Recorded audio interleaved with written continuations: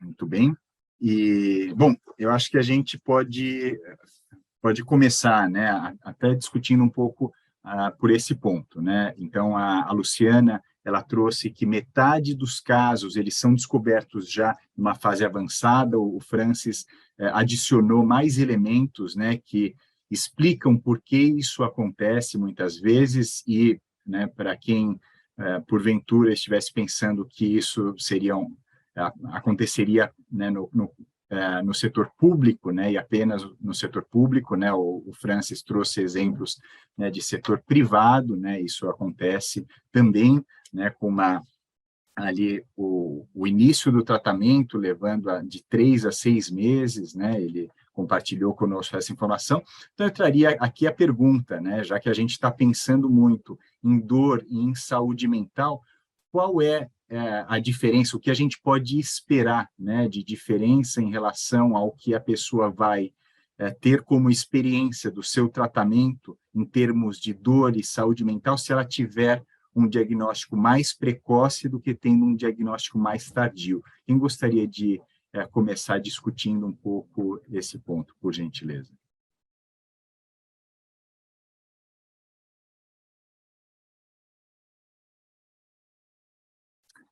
Bom, vou pedir então para que a Luciana, se ela puder comentar, né, já que ela foi a primeira pessoa que falou sobre Posso sim, os Marco. diagnósticos acontecerem já em fases mais avançadas. Ai, Marco, eu acho que eu corroboro totalmente com o que o Francis trouxe, né? Eu acho que a gente acompanha inúmeras histórias, né? Paciente do SUS, paciente da saúde suplementar, completamente perdidos, né? Num sistema de saúde que é fragmentado, não é transparente, né? Não deixa claro para esse paciente qual é o próximo passo, né? E tudo isso, né, para uma pessoa que muitas vezes não tem informação, né? Participei hoje de manhã de uma discussão super rica relacionada a letramento de saúde, então eu estou com né, essa informação de letramento muito viva aqui, e é um tema também que eu gosto muito, né, e o quanto, né, um paciente mais informado também, né, nos ajuda aí pensando em diminuir gastos, né, então a gente precisa, sem dúvida, melhorar isso, e é óbvio, né, se eu estou descobrindo a doença numa fase mais precoce, né, são menores os custos e também são menores os sofrimentos, né?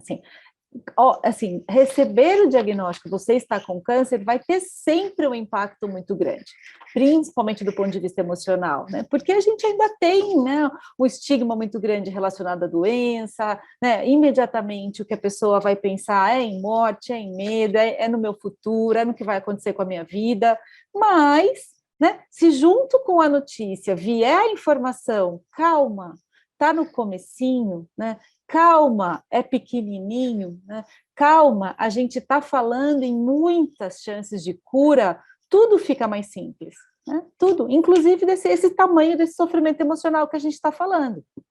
Agora, se a doença já está descoberta na fase avançada, a gente vai falar da presença de dor, inclusive muitas vezes a dor já como um sinal de que a doença está avançada, né? Às vezes é o que leva, eu acabei de perder, né, uma pessoa muito próxima também para o câncer de pulmão, e foi a dor, né? Foi a dor aqui na lombar que fez ele rodar inúmeros, né, massagista, ortopedista, médico, e era um câncer de pulmão completamente disseminado que ninguém descobria, né? Que ninguém descobria, ele morreu em 2 meses, Mike, sabe? Então, sem dúvida nenhuma, né? Assim, também, né, a gente conseguir discutir mais, né, falar mais, educar, né, essa população. Eu fiquei aqui, Karina, louca para saber mais detalhes, né, sobre todos esses serviços que você mencionou, porque a gente também acompanha pacientes, né, que são acompanhados, o câncer é acompanhado, né, na atenção terciária. E aí, às vezes, ele tem a questão da dor, né, também para ser cuidada, e o próprio paciente tem muita dificuldade de que essa dor seja cuidada na atenção primária, né? Ele quer ficar ali, né?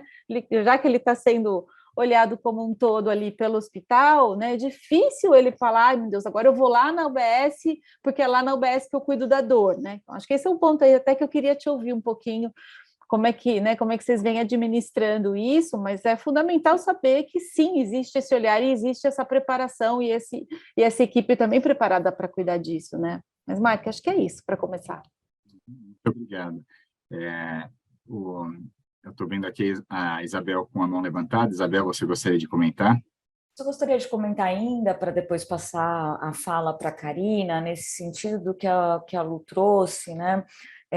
De olhar para o diagnóstico precoce também com uma educação, eu falo muito psicoeducação, né? Mas uma educação em saúde, no sentido do diagnóstico precoce, porque quando a gente fala no diagnóstico precoce do câncer, por exemplo, né, a gente está falando do diagnóstico precoce físico e que a gente às vezes não traz o tabu ainda, né? Você fala, vai ser fácil, vai ser no começo, né? Mas quando a gente fala em talvez sair da sanidade, né? Que é a maneira como as pessoas interpretam ter uma doença mental, né?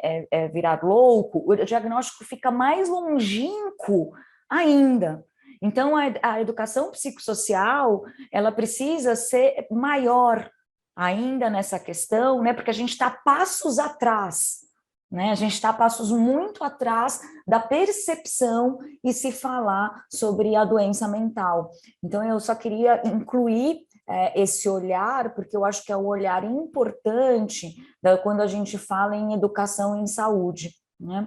Porque a gente tem a educação em saúde pautada na educação física, pautada no indivíduo, né? Então, eu acho que a gente precisa entender um pouco a saúde como uma saúde, né? A gente tem aí, quando a gente vai falar de política pública, a gente fala em política coletiva. Eu lembro que na faculdade a gente falava muito sobre isso e agora, nos estudos de psicanálise, eu estou voltando a olhar para esse foco de saúde coletiva, e nós, no Instituto Bem-Estar, nós entendemos muito a saúde mental também como saúde coletiva. Então, eu acho que esse olhar para o diagnóstico precoce, não só para a saúde física, é muito importante e passa pela psicoeducação. Muito obrigado, Isabel. Karina, você gostaria de comentar sobre as estratégias que vocês têm para ampliar esse tratamento, né, para que ele não fique restrito à atenção especializada?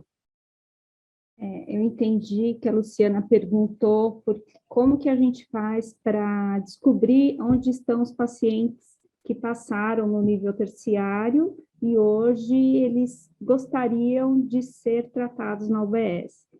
Então, Mark e Luciana, a gente tem um modelo da atenção básica que é a Estratégia Saúde da Família. É como a Vânia trouxe para nós a experiência de fazer aí uma capacitação para os agentes comunitários. Então, os agentes comunitários, eles buscam condições de saúde, né? E eles trazem problemas das condições de saúde para as equipes multiprofissionais, onde esses problemas, eles são priorizados, né? Discutidos em equipe multiprofissional e assim encaminhados, né, para as respectivas áreas para dar acesso para esse paciente.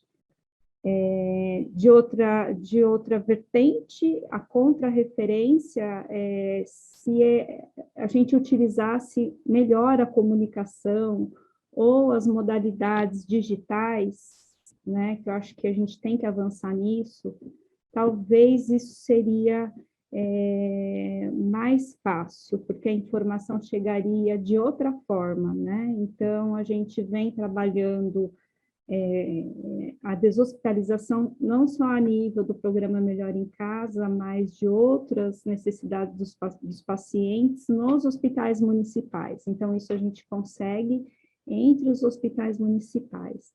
A gente também está pensando numa tecnologia digital para ter esse alarme na unidade básica, para que ela saiba que a gente tem um paciente nessa condição de saúde.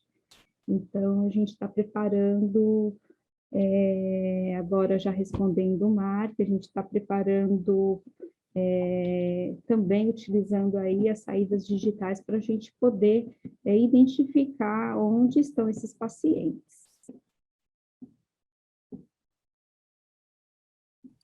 Ótimo, muito obrigado, Karina.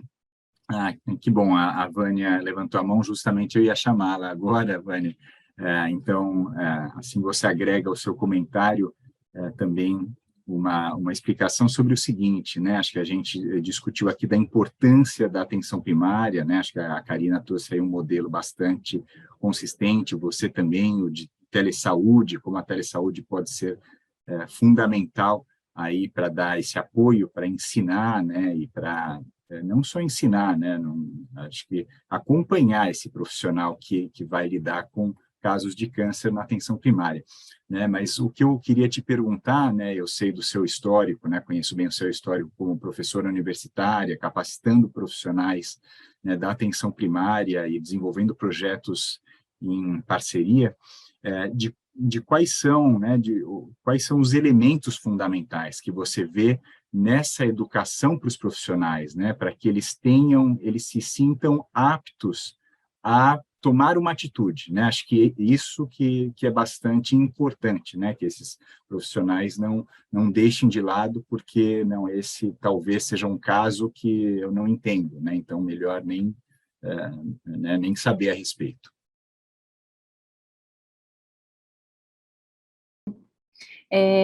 Então, na verdade, Mark, a gente teve uma grande mudança, né, no ensino médico no Brasil com as diretrizes curriculares de 2014.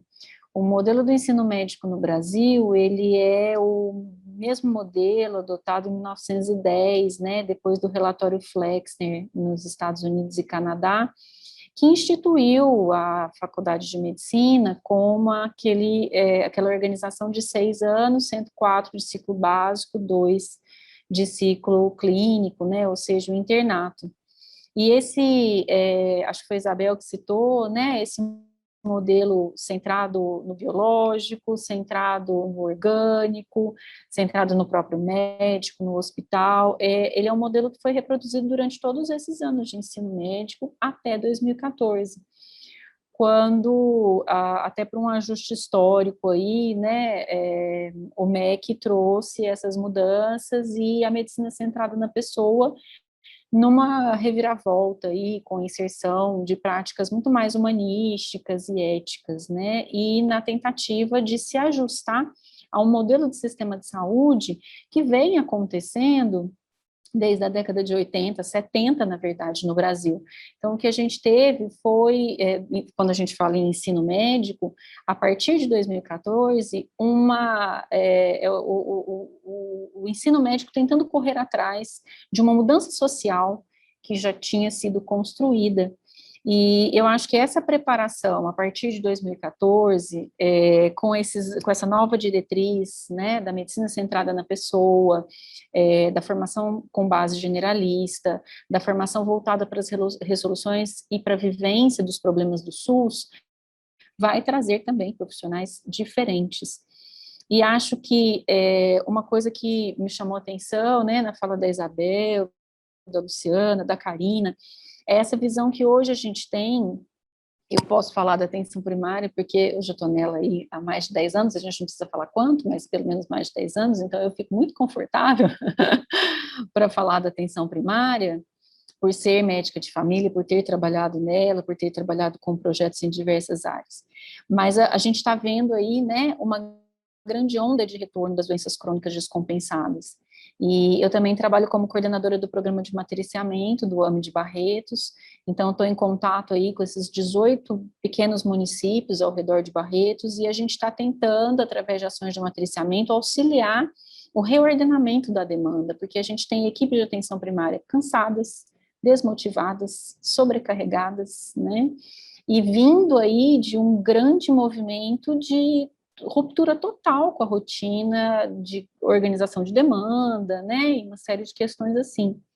Então, o matriciamento, ele vem muito associado ao que a Karina também estava falando, das novas tecnologias e soluções em saúde, trazer um apoio e talvez até uma saída para essas equipes muito desestruturadas. Então, você ter uma equipe de referência que possa estar, né, junto, realizando planos de cuidado compartilhados, né, e olhando para esse cuidado integral e não fragmentado, em níveis, né, a gente realmente tentar trilhar um campo comum de cuidado, de plano terapêutico, né, para esses pacientes, envolvendo famílias, com o uso de tecnologias e de matriciamento, eu acho que pode ser uma grande resposta, não só para as políticas públicas, mas vejo também isso na saúde suplementar, como o fortalecimento da atenção primária e os planos de cuidado compartilhados com as especialidades,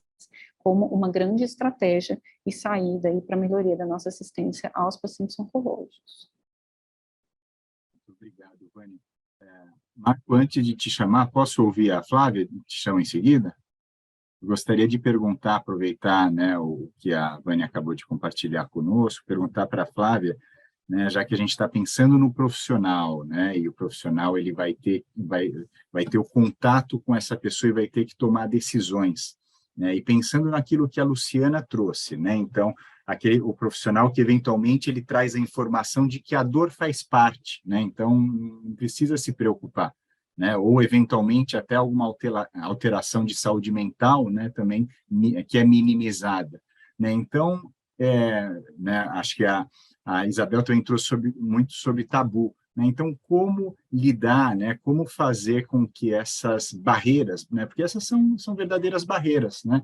Não atrapalhem, né? Ou como a gente, não sei, gostaria de te ouvir de estratégias, né? Para lidar com isso e que a dor oncológica, questões de saúde mental, questões outras, né? Possam ser devidamente endereçadas, né, e cuidadas também junto com o diagnóstico do câncer. Eu acho que acolhidas, né, porque uma coisa é você receber um diagnóstico de câncer avançado, em que a dor pode fazer parte, ou muito provavelmente vai fazer parte do seu tratamento. Você não pode, isso não quer dizer que o paciente não vá sofrer com isso, com essa informação, né? Não é porque esse tratamento vai gerar dor que tudo bem, eu vou aceitar que gera dor, né? Não, então, você validar o sofrimento, acolher e validar o sofrimento daquele paciente diante né, de uma escuta de um médico, por exemplo, né? Não, mas vai ter a dor e vai ser assim e tal. Você tira dele a possibilidade dele viver essa experiência de uma forma integral. A gente estava falando aqui de tratamento integral do câncer, né? Então, não adianta você tratar a dor como algo natural sem validar o sofrimento que ela vai trazer para o paciente ou para o familiar que vai acompanhar e vai ver ou vai acompanhar o paciente com dor, que também é muito sofrido, né? Então, acho que, né, você perguntou como ajudar, e acho que como desmistificar isso, né? Acho que é através da informação, e a informação passa a Isabel falou da psicoeducação, né? Eu acho que é a informação sobre tratamento, sobre diagnóstico, sobre a doença, mas também informação sobre as questões psicológicas e emocionais, né? A psicoinformação, saber que ele tem um suporte psicológico ou psiquiátrico, medicamentoso, se for necessário, para ele lidar com essas questões que a doença está trazendo, né? Muito obrigado, Flávia. O Marco? Marco, está bem baixinho o seu microfone. Tá baixo? Vou tentar falar mais alto, então. Às vezes abafa, está ótimo, mas em alguns momentos abafa. Bom, eu queria só trazer alguns comentários aqui. Primeiro que eu estou bem impressionado com as falas da Karina, estou muito feliz de perceber que a gente tem um equipamento de saúde pública que endereça essas questões tão bem. Eu acho que ficou bem claro aqui o que a gente trouxe em relação ao como interdisciplinar é essa abordagem, né? Eu acho que o que a Flávia também trouxe agora, né? Esse paciente ele está sob ameaça, né? É uma doença que traz uma ameaça de vida, mas a gente está em frente, a gente tem uma experiência muito boa aqui de São Paulo, mas falando para o Brasil e também falando do sistema privado, A gente também comentou aqui em relação à fragmentação do sistema, né? Como endereçar isso de uma forma melhor aqui dentro dos sistemas que a gente vive, dentro da nossa realidade. O Francis trouxe uma questão pessoal aqui, eu também tive uma questão pessoal na família com a minha mãe em relação à oncologia também, e dor, e nesse momento, falando só um pouco da minha experiência, eu também não tive um suporte em relação ao endereçamento às questões secundárias ao câncer, né? A gente teve aqui um foco muito na patologia, no câncer em si, como tratar e abordar, e isso a melhor abordagem possível, realmente foi excelente, mas esse ao redor, e é esse suporte, lidar com essas questões que a gente está falando agora, né, de ameaça, e que essa ameaça traz esse impacto grande na saúde mental, seja ansiedade, ou seja depressão, e o quanto isso, né, nesse ciclo, né, de dor, câncer, dor, patologia, saúde mental, esse ciclo que se retroalimenta, como você trouxe um pouco no começo. Como a gente pode endereçar melhor isso aqui? Como, né, nesse grupo aqui, a gente consegue discutir ou trazer caminhos que a gente consiga transbordar, né, passar por cima dessa fragmentação do sistema que a gente passa e como esse paciente fica perdido dentro desse sistema, né? Eu acho que a gente consegue identificar que tem um problema claro aqui e que a gente precisa, e aí, como, né, todos os players aqui do cuidado de saúde, a gente pode melhorar esse fluxo desse paciente. Ótimo, muito obrigado, Marco. Em seguida, eu vou pedir também que todos façam contribuições, né, à nossa pergunta do debate, que é muito parecida com essa que você está colocando. E, nesse momento, eu vou pedir para o Francis fazer um comentário. Francis, você falou muito sobre a fragmentação do sistema, né, a jornada da pessoa e as melhores práticas, né? Então, eu entendo que sejam as escolhas do profissional que vai fazer, né, o cuidado da pessoa, né? Eu gostaria, então, que você trouxesse recomendações, né, então, de como lidar com questões tão complexas, né? Então, será que tem saída, né, para primeiro, né, você colocou muito fragmentação do sistema, e aí, tem saída para a fragmentação do sistema? Tem saída para que os profissionais, eles estejam, né, aí, fazendo uso das melhores práticas? E outra coisa, né, acho que tem o que, mais uma vez, a Isabel trouxe, né, e a gente já discutiu aqui, sobre o tabu. Muitas vezes a pessoa não vai nem para fazer o exame potencialmente diagnóstico, porque tem um tabu muito grande sobre o exame, né, diagnóstico. Então, né, muitas vezes a pessoa até procura, né, como você diz, aquelas desculpas de negação, né, mas a desculpa de negação até para o exame, né, então procura referências que digam que realmente o exame não é tão bom assim, né, o exame não é tão válido assim para não ir fazer o exame, né? Então, queria que você fizesse um comentário, apesar de uma pergunta enorme, né? Se o comentário puder não ser tão grande, seria melhor. Ô, Mark, fico muito, muito feliz por essa pergunta, tá? Porque, primeiro, eu penso gestão como profissional de saúde, tá? Para fazer uma boa gestão, eu preciso primeiro fazer um bom diagnóstico. E esses dados que eu trouxe vêm justamente dessa inquietude que eu tenho e desse diagnóstico que a gente tem estudado. Eu tenho uma equipe de Data Analytics que é muito forte e que eu encomendei essa análise. Então, primeiro eu preciso fazer um diagnóstico da situação, para entender qual o tamanho desse problema e o quanto ele pode impactar a vida das pessoas. Óbvio que se eu salvar ou puder melhorar a vida de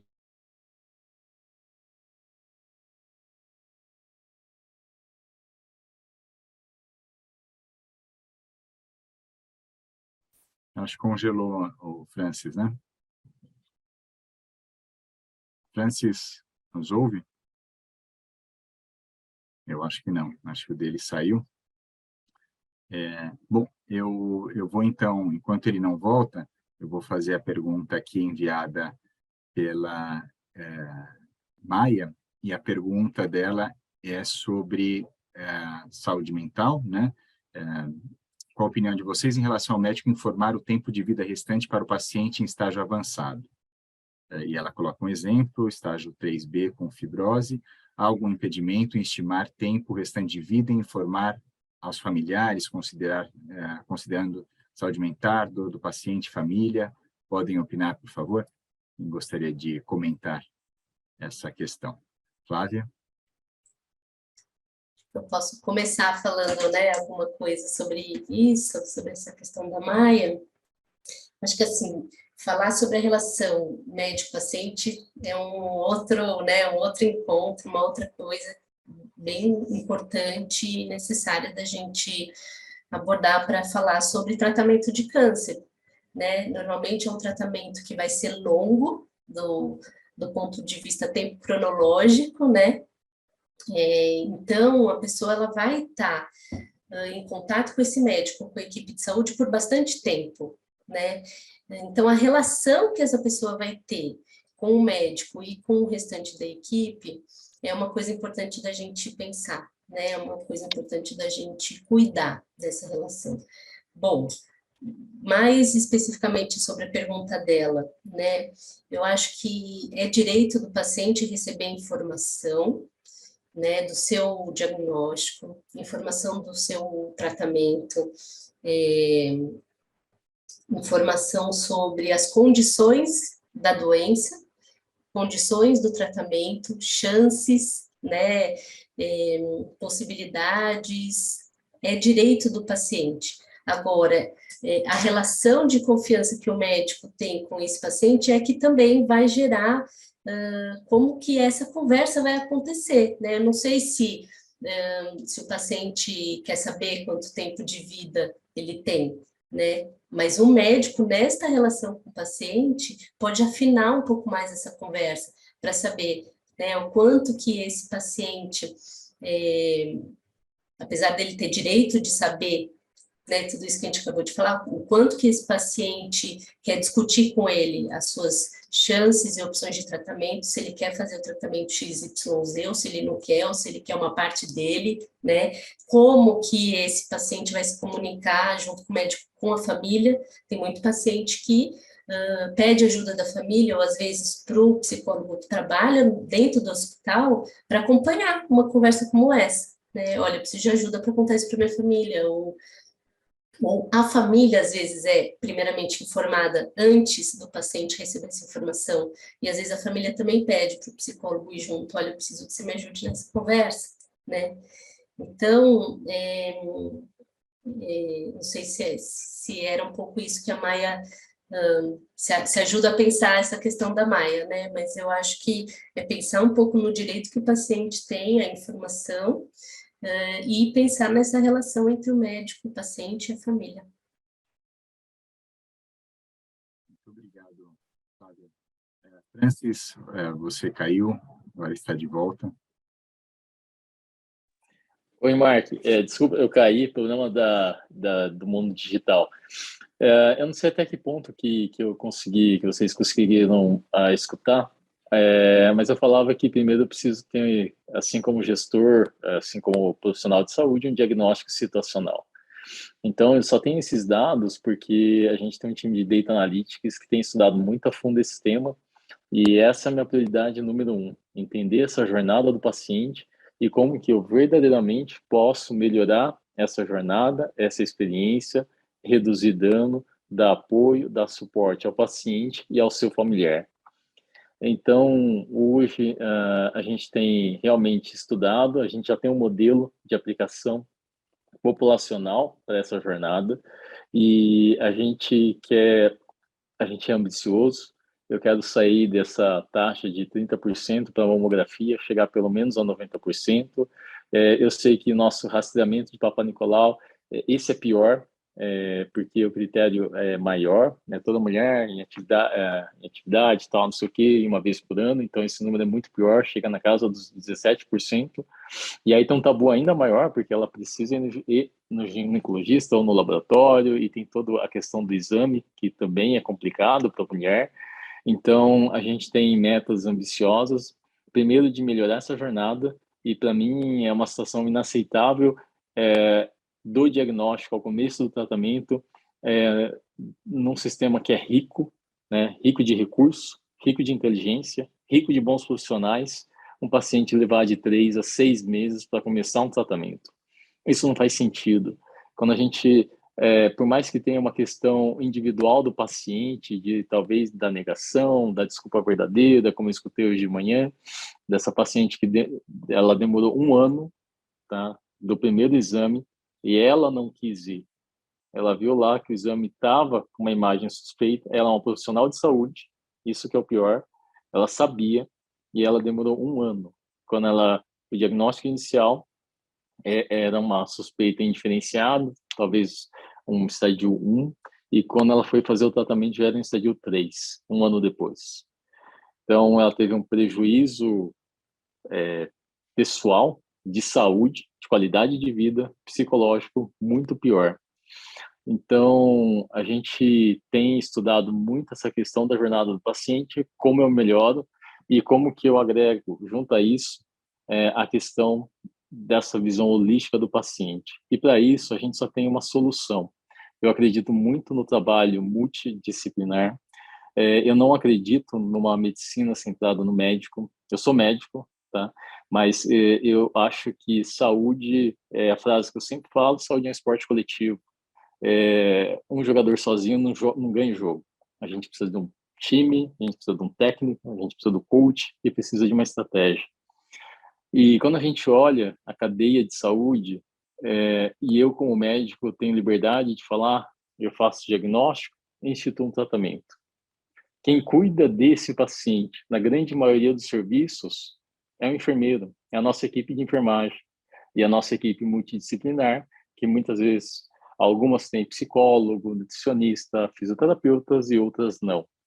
Então, fazendo esse diagnóstico situacional de como que eu trato hoje eu tenho ferramentas, tenho capacidade e a gente tem vontade, que isso é o principal, de mudar esse cenário. Esse cenário que vai trazer melhor qualidade de vida e, consequentemente, detectar esse câncer mais precocemente, reduzir dano, reduzir dor, dano psíquico e dano físico para esse paciente. Então, Mark, respondendo objetivamente sua pergunta, o que fazer? Tem muito que ser feito. A gente tem ferramentas, a gente tem estrutura, a gente tem recursos e é nosso dever, é nossa obrigação promover essa mudança no sistema. A empresa que eu trabalho é inovadora, a gente começa antes dos outros, então essa é uma mudança que a gente está começando antes dos outros. Eu espero daqui a algum tempo ser referência no mercado por isso. Muito obrigado, Francis. Já está convidado para os próximos diálogos, para a gente saber aí a evolução desse seu plano ambicioso, mas tão importante, né? E isso que a gente realmente espera que aconteça, né? Tanto em outras empresas como em lugares do setor público que porventura precisem aí se organizar melhor para ter uma atenção, como você, né, explicou, mais próxima, que realmente, né, a jornada seja mais fácil, menos fragmentada. Vânia, por gentileza, o seu comentário. Obrigada, Mark. Muito rapidamente, eu queria fazer 2 comentários. Na verdade, o primeiro é para a Maia, né, que fez o questionamento a respeito das informações do paciente. E acho que a resposta é dar ao paciente aquilo que ele deseja saber. Esse é o nosso primeiro ponto, né? A Flávia falou um pouco sobre isso, a gente ir até onde ele deseja. E eu fico muito feliz em ver a diferença que hoje há em termos de formação médica, da minha formação, que foi há 21 anos atrás, em que praticamente foi nula, para a formação que a gente tem hoje. Hoje a gente tem protocolos de comunicação, não só da parte oncológica, mas do que a gente chama de más notícias, que são notícias que vão trazer perturbação, que vão trazer sofrimento, que vão trazer desagrado. E a primeira, né, digamos assim, lei desses protocolos além de você estar com o paciente na minha época, a orientação que eu recebia olha, você chama a psicologia porque você vai dar a notícia, vai virar as costas e a família vai precisar da psicologia. Essa é a orientação que eu recebia 21 anos atrás. E hoje eu fico muito feliz de dizer para os meus alunos que a notícia quem vai dar são eles que vão dar essa notícia, num ambiente acolhedor, né, sentado ao lado do paciente, que não tem problema abraçar, que não tem problema chorar junto, né, e de acordo com o que ele deseja saber.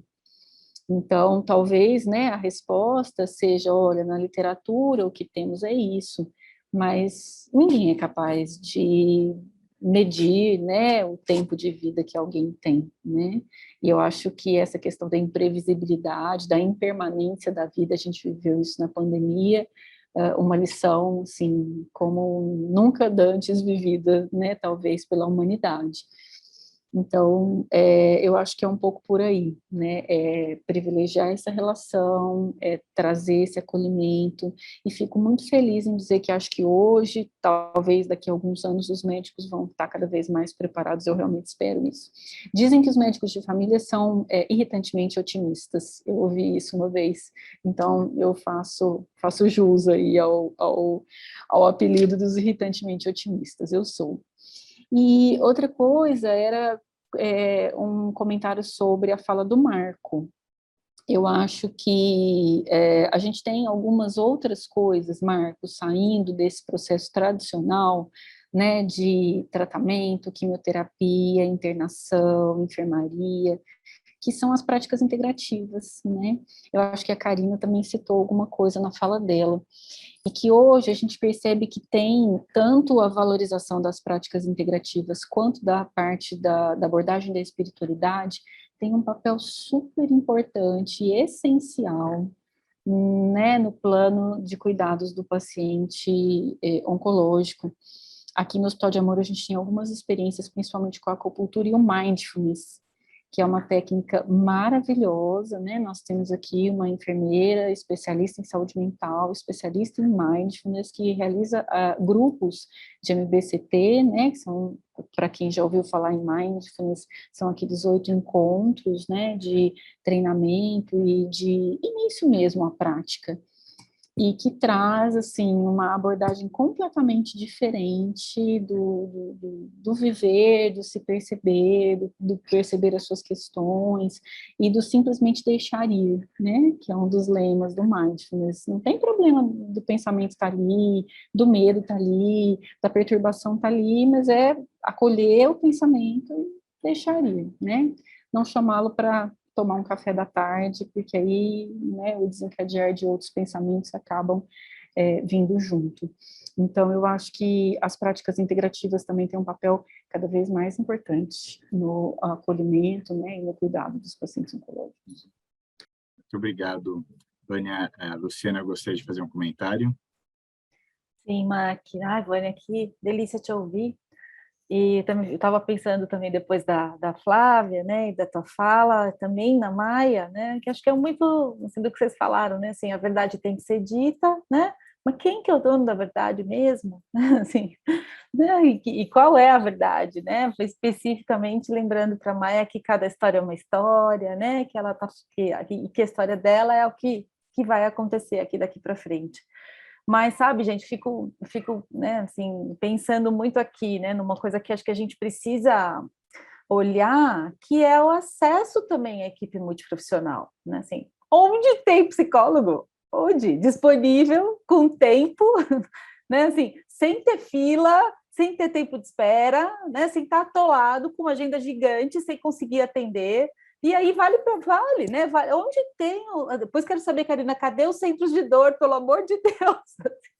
Né? Porque, assim, também na nossa pesquisa a gente viu isso, assim, até para o paciente com câncer, ele não sabe que existe, né? O médico especialista de dor, né? Então, além do oncologista precisar cuidar melhor desse assunto, né?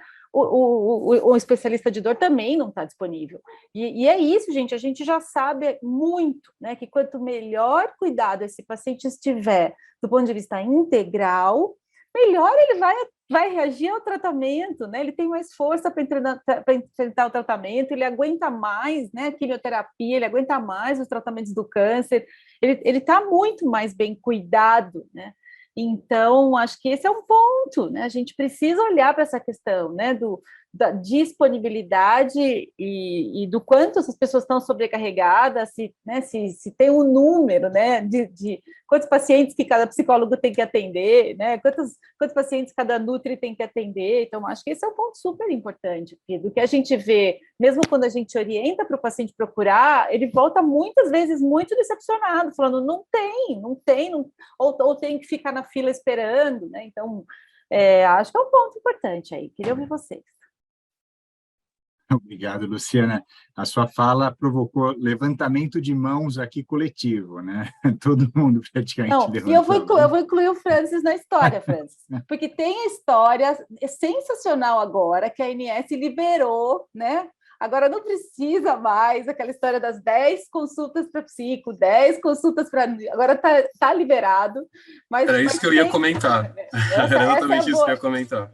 Essa é a boa notícia, mas também tem um desafio aí de qual é o profissional, né? Se tem que estar cadastrado no plano, não tem cadastrado, tem sempre uma burocraciazinha ali que acaba atrapalhando um pouco. Ótimo, que bom que estão todos de mão levantada, porque a gente vai fazer agora uma rodada de falas de encerramento, mas só rapidamente, antes da rodada de fala de encerramento, como tem uma questão aqui que já foi colocada há um tempo no chat, e acho que né, sobre o SUS, então eu vou pedir para a Karina, por gentileza, responder, que é a seguinte, que foi enviada pela Heloísa Anda, e a pergunta é, quando, como e onde discutir mudança de fluxo e protocolos e trabalhar com equipe adequada e não mínima no SUS?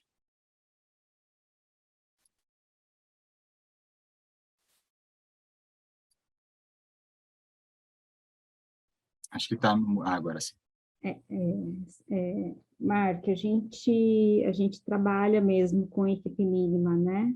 Então, mas a equipe mínima ela é direcionada e a gente tem também oportunidades de ir, à medida do possível, incrementando o número de profissionais. Eu acho que isso, equipe multi, a necessidade de equipe multi é uma realidade, né? Nem todas as nossas unidades tem equipe multi, então a gente está fazendo aí uma distribuição das equipes antigas do NASF, né? Então, eu acho que é um caminho, né, que a gente vai ter que ampliar de fato, mas a gente trabalha com a equipe, às vezes a equipe mínima, ela é direcionada para a necessidade daquele território, né, para o número de habitantes daquele território.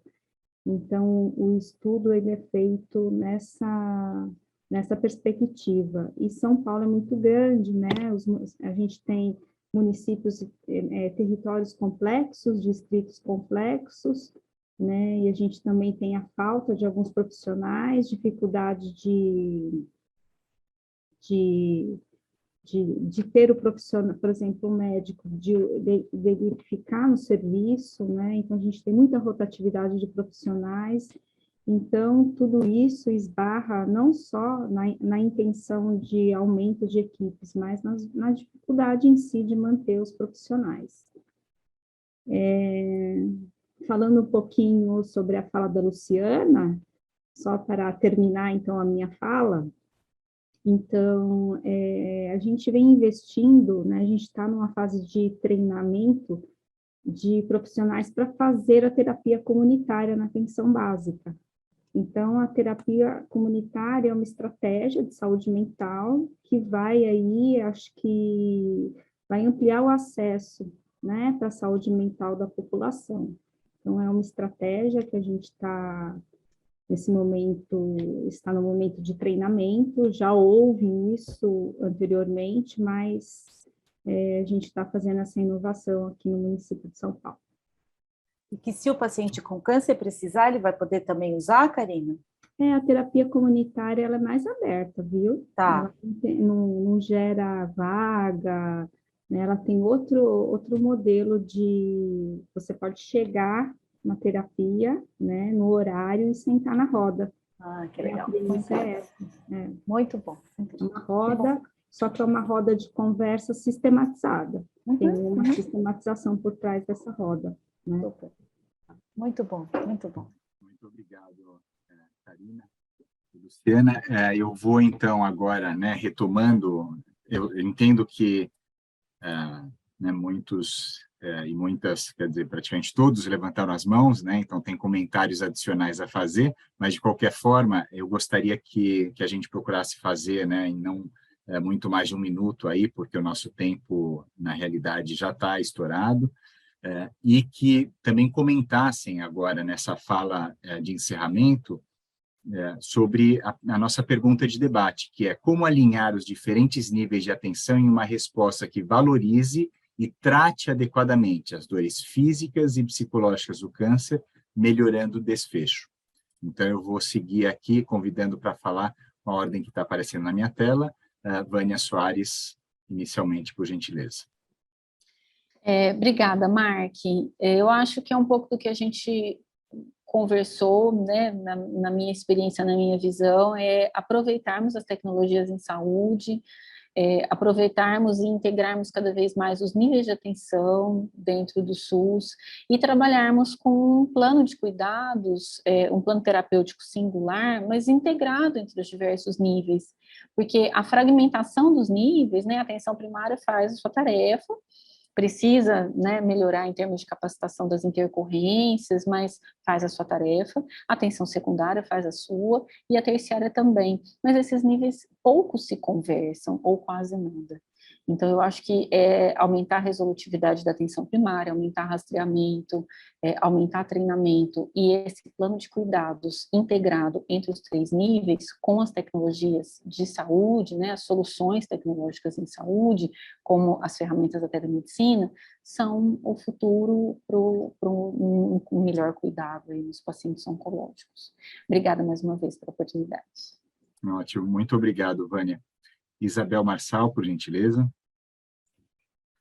Antes de eu fazer as minhas considerações finais, gostaria de falar sobre a fala da Luciana, né, que foi um dos comentários que eu coloquei. Eu coloquei aqui no chat, para todos que estão podendo nos ouvir, um link do site do Bem-Estar, onde existe Encontre Apoio. Então, ali você vai estar descrito, né, quais são os caminhos para chegar tanto no CAPS, que muita gente diz não tem, né, esse conhecimento, desconhece, e aí fica aqui gravado a minha fala de que se você não encontrar no CAPS mais próximo da sua casa, procure outros CAPS. Normalmente, CAPS que ficam em regiões mais privilegiadas estão com vagas, estão precisando receber pessoas. Então, muita gente escreve para o site do Instituto, eu não achei, por exemplo, no CAPS, algum CAPS mais periférico, né? E a gente indica alguns CAPS mais centrais que estão com vagas. Além disso, a gente coloca ali 2 outros lugares, mas principalmente o mapa da saúde mental, que foi feito por uma organização congênere à nossa, com o apoio do Google, aonde foi mapeado os locais de atenção à saúde mental que oferecem também tratamento gratuito ou por contribuição consciente, que é uma outra maneira da gente ter acesso a tratamentos de uma maneira mais barata, né, que é o que você vai combinar com o profissional, o mínimo que o profissional vai poder receber e o máximo que você vai dar por aquele atendimento.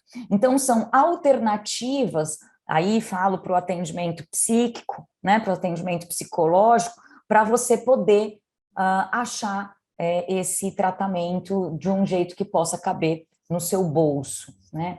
Mas antes mesmo, eu acho que para finalizar, né, o que a gente falou sobre a integralidade, não vou me repetir ao que a Vânia colocou, eu acredito muito nas palavras dela e na integração e utilizar hoje, né, da nossa tecnologia que está aí tão já inovando, trazendo novidades para que possa nos ajudar a realizar essa integração, mas volto a colocar a tecla da educação, porque sem isso nós não chegaremos a diagnóstico precoce, nós não chegaremos a pessoas buscando profissionais da saúde sem ser médicos, né? A gente tem aí uma cultura do médico como o profissional que detém o conhecimento e que vai te ajudar. Então, a gente também tem que crescer a educação dos profissionais da saúde, da equipe multi, dentro da sociedade e, principalmente, o olhar para o psíquico dentro das doenças crônicas, né? A gente falou muito aqui do câncer, mas eu vou dar um exemplo pessoal. Meu pai tem Alzheimer há 2 anos, com uma dor crônica muito forte. O Alzheimer, ele vem com a depressão, ele está num médico super renomado, mas até a gente conseguir entender que, na verdade, ele estava com depressão, não eram os remédios do Alzheimer que estavam desregulados, e sim, era a necessidade de um antidepressivo no tratamento dele. Ele hoje é um outro homem depois de 2 anos. Então, eu acho que isso é muito importante. Talvez só tenha sido detectado porque eu estou aí com essa bandeira, né, e pude olhar para ele com mais carinho. Então, aos cuidadores também, às pessoas, né, olhar para esse tratamento como integral, incluir e pensar nos seus tabus, incluindo o tabu do médico ser o resolutor de todas as soluções de saúde. Muito obrigada por essa participação, obrigada a todos que estiveram aqui, as falas, aprendi muito com todos vocês, espero que a gente tenha outros momentos desse. Muito obrigado, Isabel. Flávia Sayeg, por gentileza. Oi, vamos lá. Também antes da fala final, só comentar essa questão que gerou polêmica aí, né, do ter o acesso ao psicólogo. A gente sabe quanto que isso é difícil. Eu acho que teve melhorias ao longo do tempo, né? Hoje em dia a gente tem uma lei, não sei qual é o nome, número, essas coisas, mas da obrigatoriedade de ter um profissional de psicologia dentro da instituição hospitalar que oferece tratamento oncológico. Então, se o paciente está hospitalizado, esse paciente ou familiar pode ter o suporte desse profissional de psicologia na instituição hospitalar. Mas só para a gente pensar no quão complexo é, e quando ele tem alta, né? Já que a Karina estava falando dessa questão da deshospitalização, né?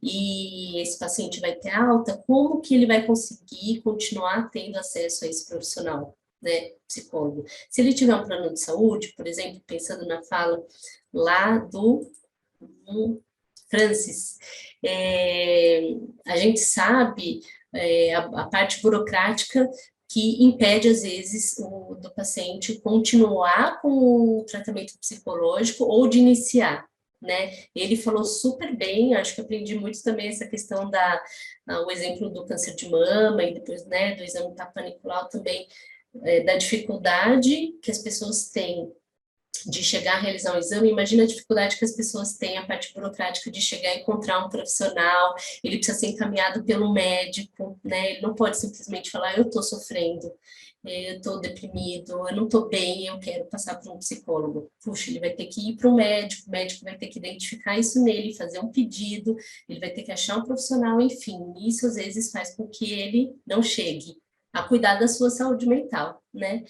E aí, então, pegando o gancho na questão da saúde integral, acho que tem muito para a gente caminhar nesse sentido de integrar a saúde mental, o acesso à saúde mental, o acesso ao psicólogo e acesso ao psiquiatra. Tá aí uma pesquisa que me interessa muito, talvez começar agora a pensar um pouco nesse acesso à saúde mental do paciente oncológico, né? Vamos ver se ao longo aí do próximo semestre eu posso pensar um pouco nisso, mas de uma forma mais sistematizada. Enfim, é isso. Eu queria agradecer também a todos vocês. Assim como a Isabel falou, eu também aprendi muito hoje com vocês. Foi muito bom poder escutar.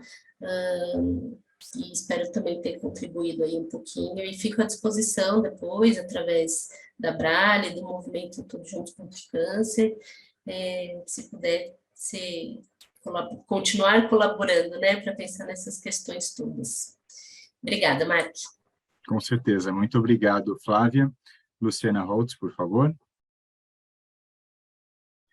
Mark, né, acho que agradecer, foi ótimo estar aqui com vocês, eu acho que está aqui, né, um grupo completamente engajado, né, que pode juntos, né, trabalhar essa questão, né, da gente garantir que o paciente com câncer seja cuidado de maneira integral, né, trazendo, né, gente, assim, conhecimento, cuidado, né, estratégia. Acho que o Francis trouxe muito isso, né, dados. Então, assim, o quanto a gente hoje pode, né, também tomar decisão baseada em dados. Então, Flávia, bora fazer essa pesquisa, assim.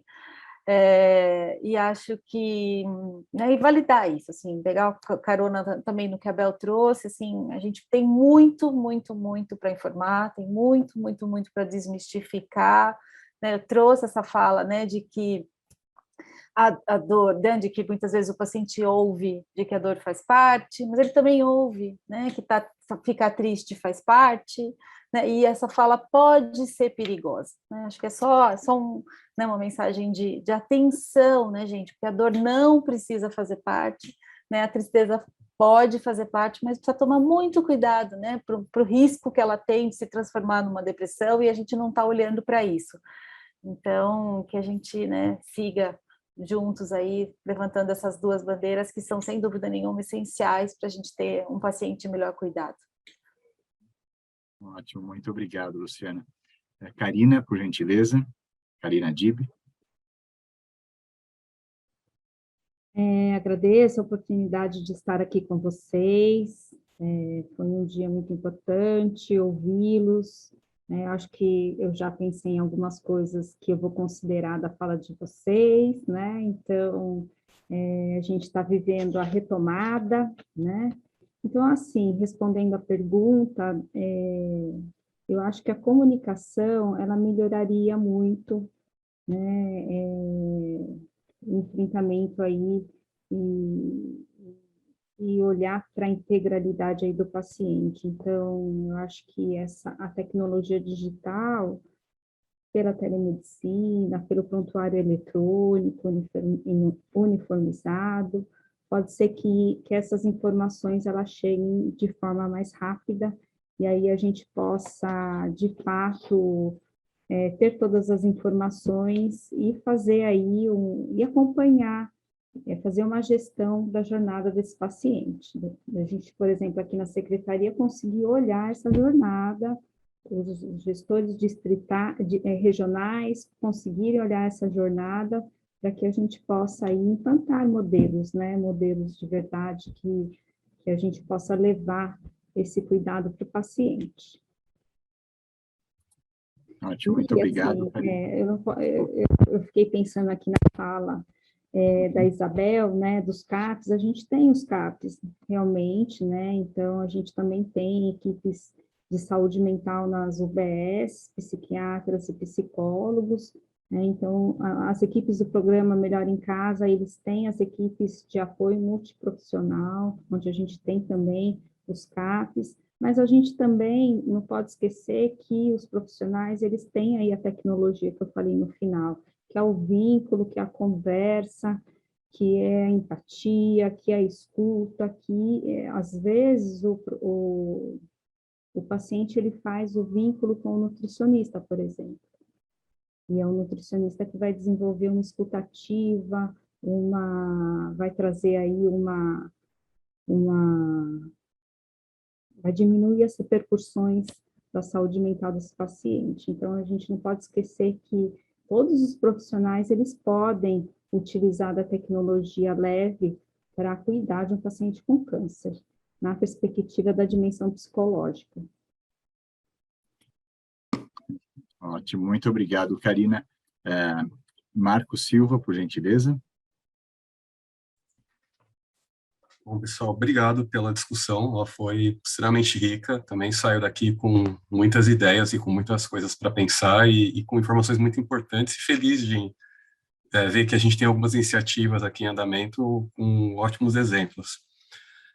Só colocando um pouco, acho, como Beatriz, né, a gente entende que a gente tem que atuar como indústria farmacêutica em toda a jornada do paciente, para melhorar essa jornada como um todo, seja através de geração de dados, educação médica continuada, campanhas de conscientização, ou através de discussões como essa, para que a gente consiga, no final do dia, melhorar essa jornada e contribuir com esse entendimento, né, pensando num foco multidisciplinar, não somente no foco da medicação em si, mas o quanto a gente consegue melhorar o nosso sistema de saúde, que estamos dentro desse ecossistema que precisa ser autossustentável. Acho que vai de carona aqui também com um pouco do que o Francis colocou, falando, né, de custos em saúde e do quanto a gente precisa atuar para que esse bolo seja distribuído da melhor forma. E quanto mais precoce a gente atua, mais pessoas a gente alcança também. Então, queria agradecer e espero que a gente tenha oportunidades também de desenvolver parcerias aqui ao longo do ano, ao longo dos próximos meses, para que a gente consiga gerar dados ou fazer coisas que eu acabei de dizer, mesmo que seja tecnologias leves, como uma campanha de conscientização. Tá? Muito obrigado. Muito obrigado, Marco. Francis Fuji, por favor. Primeiro, queria agradecer, reiterando a fala de todo mundo, aprendi bastante. E para o sistema supletivo privado de saúde, a gente teve realmente essa libertação, né, dessa marra de 10 consultas de psicologia por ano. Hoje a quantidade ela não tem essa limitação mais. E o que a gente tem visto hoje não é a questão da quantidade de profissionais, mas qual é a qualificação profissional e quais são os melhores profissionais. Então, só como exemplo, a gente já fez mais de 3 milhões de teleatendimentos, tá? Começando aí no meio da pandemia, e desses mais de 3 milhões de teleatendimentos, pelo menos 10% foram consultas de psicologia, e hoje, para os beneficiados que utilizam o nosso sistema, a psicologia, principalmente a psicologia virtual, ela é livre, ela entra no nosso app, e qualquer beneficiário nosso, sem pedido médico, sem burocracia, sem nada, clica e entra numa consulta de psicologia, e esse paciente ele pode ser direcionado tanto para uma rede presencial, se necessário, quanto continuar com uma terapia breve pelo próprio aparelho de telefone, por exemplo. Então, a gente vem superando aí várias questões, e concordo que a tecnologia ajuda, mas tecnologia não é solução. A tecnologia, ela vai ajudar a gente a melhorar um processo que já é bom. Se eu digitalizar um processo que é ruim, em nada vai me ajudar. Então, a gente entende que a tecnologia, sim, é uma ferramenta, desde que bem utilizada. E, Marcos, só para terminar, como que a gente melhora o sistema? Para mim, primeiro, esse grupo aqui é um exemplo disso. São pessoas apaixonadas pelo tema. A paixão tem que ser sempre central. A gente tem que ter o propósito correto. O propósito é cuidar bem do nosso paciente, inquestionável na fala de todo mundo. E, por último, aplicar conceitos de gestão, resiliência, para a gente poder executar aquilo que precisa ser executado. Gestão de mudança não é fácil. E mudar um sistema de saúde que há anos vem se estruturando de uma forma do jeito que está hoje, seja ele público, seja ele privado, com as suas qualidades e deficiências, a gente precisa ter muita resiliência, muito foco, muita paixão, muito propósito e principalmente gestão. Agradeço todo mundo e, Mark, parabéns pelo evento, parabéns a todos os painelistas que estiveram aqui conosco. Muito obrigado, Francis, e agora agradeço a todos e todas que nos acompanharam durante essa tarde de muito aprendizado. Acho que foi unânime que todos, eu particularmente, aprendi muito sobre o tema, sobre as estratégias, sobre os modelos, sobre o que deve ser feito em diferentes situações, para a gente melhorar o sistema. Acho que isso é muito importante, melhorar os cuidados e ter melhores desfechos. Claro que é aqui o nosso objetivo, o nosso grande objetivo. E agradeço muito aos nossos panelistas e às nossas panelistas que foram excelentes durante essa nossa tarde. E uma boa noite e um bom final de semana a todos e todas. Até logo.